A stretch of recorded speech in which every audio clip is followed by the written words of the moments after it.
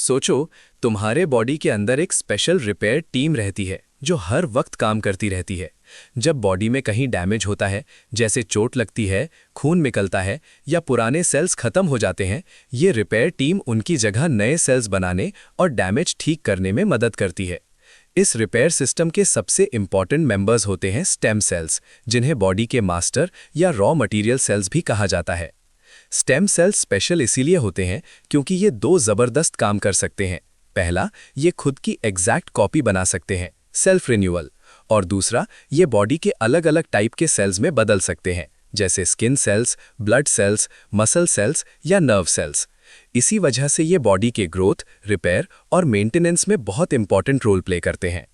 Stem cells के तीन main types होते हैं। एम्ब्रियोनिक स्टेम सेल्स सबसे पावरफुल होते हैं क्योंकि ये बॉडी के ऑलमोस्ट किसी भी टाइप के सेल में कन्वर्ट हो सकते हैं। साइंटिस्ट्स इनका यूज़ रिसर्च में करते हैं ताकि समझ सकें कि ह्यूमन बॉडी का डेवलपमेंट कैसे होता है। अडल्ट स्टेम सेल्स हम सबकी बॉडी में नेचुरली मौजूद होते हैं, बच्चों और बड़ों दोनों में। ये एम्ब्रियोनिक स्टेम सेल्स जितने फ्लेक्सिबल नहीं होते, लेकिन फिर भी काफ़ी यूज़फुल होते हैं। जैसे बोन मैरो में मिलने वाले स्टेम सेल्स ब्लड सेल्स बनाते हैं, और इसी वजह से बोन मैरो ट्रांसप्लांट का यूज़ ल्यूकीमिया जैसे ब्लड कैंसर के ट्रीटमेंट में किया जाता है। तीसरा टाइप होता है induced pluripotent stem cells, IPS sales.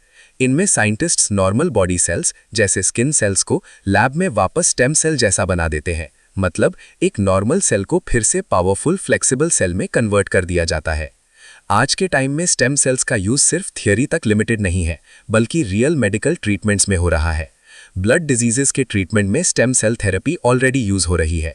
Burn patients में स्किन रिपेयर के लिए स्टेम सेल्स मदद कर सकते हैं।